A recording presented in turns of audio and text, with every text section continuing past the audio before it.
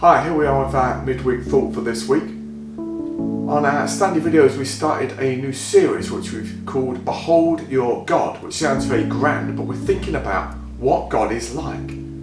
The characteristics, what might traditionally be called the attributes of God. Our theme for the year, speaking about God's faithfulness. And this week we thought about God is love.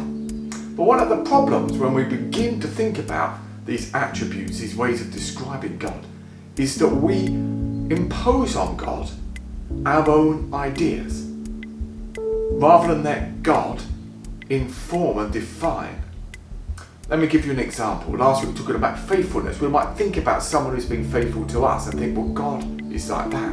But then maybe they let us down and God is not like that. And similarly in love, we put onto God our own categories and ideas about love rather than saying God is the definition of love. And so the Bible talks about God showing his love and defining love in sending Jesus, that that's the benchmark, rather than an emotional love or a soft love or weak love or any other kind of love. He says this is love, not that we love God but that he loved us.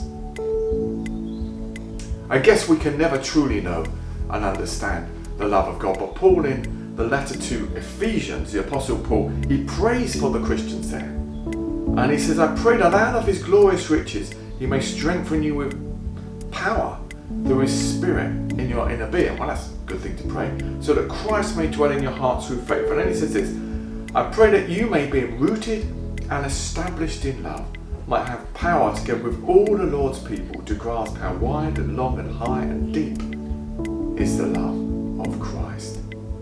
And to know this love, that surpasses knowledge. In other words, we're never going to get our heads around it, but only together can we know this love.